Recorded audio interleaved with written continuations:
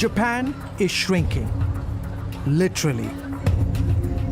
Inside the Pacific Island nation, more people are dying than being born. I'm scared for the future of my children and my country. A demographic time bomb has already exploded, threatening to cripple the world's third largest economy. The problem is that young women are not having enough children to keep our country going. Japan's population has shrunk by a record 1 million since 2008. At the same time, the Japanese are living longer. Japan is home to the fastest aging society in the entire world. There are approximately 33 million people over the age of 65. That's roughly 25% of the country. And experts warn that number could reach as high as 40%. We're dealing with an unprecedented situation. No other country in the world is facing such a crisis. Ruichi Kaneko is head statistician at Japan's National Institute of Population. This is the Yamanote Line train bound for East. He says if the situation doesn't change, and change dramatically, Japan's population will drop from 127 million today to 107 million in 2040, 87 million by 2060, and a mere 46 million by 2100. And the rate of aging in Japan will only climb. We're projecting that by 2060, 40% of the population will be 65 years or older. The government is in a panic. 10 years ago, it created an agency to encourage couples to have more children. Having a family is a beautiful thing. I'm trying to encourage others to see it as a blessing and not a curse. But a study this year shows that Japanese just aren't interested in sex or marriage. A record 50% of married couples said they've stopped having sex. Among the main reasons, 21% of men said they were too tired after work. 23% of women said sex was bothersome. This is why Japan is known in the world as the country with very few children. Kaneko also discovered that millions of Japanese aren't even dating.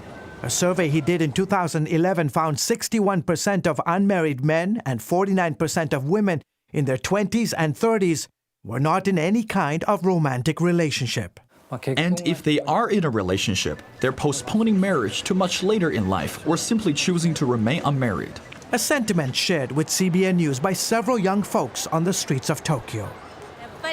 There are more women working today than ever before, and that's good, since it will help with Japan's shrinking labor force. But this also means that women are delaying or choosing not to get married. Life in the city is very expensive. Trying to start a family or having children will make it even more challenging.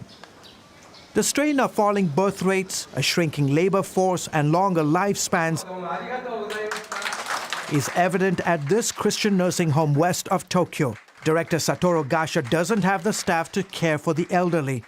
He must rely on church volunteers, many of whom, by the way, are over 65 themselves. A shrinking workforce means we have older people looking after the very old. This crisis is putting a lot of pressure on the government and society to care for the aging. In the next 25 years, experts say half of Japan's towns and small cities could lose many of their young people, especially women in their 20s and 30s, as they flee to big cities, leaving retirees behind. Tazio Marimoto already feels the impact. There's not many children coming to church school anymore.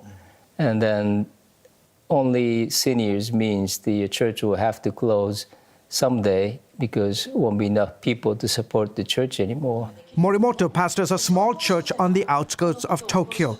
The majority of those who attend are over 70 years old, like the Takidas, who've been married for 52 years. Young people work so hard, they don't have time to socialize or start a family. We are praying that this changes. Morimoto and other area pastors encourage young people to move to town. Our local pastors here have a vision to create more Christian homes in this community, so they're providing a matchmaking between churches to encourage young people to get married, have a Christian homes. This is Sugumo, a community just north of Tokyo. It's indicative of many communities all across Japan, where the majority of the folks who live in these communities are over the age of 65. While some experts say the solution to Japan's grain problem are robots and foreign immigration. Leading the charge is 68-year-old Atsuto Sawakami, who runs a popular mutual fund in Tokyo. A robot bear for elderly care. He's investing millions of dollars in companies developing robots to assist the elderly.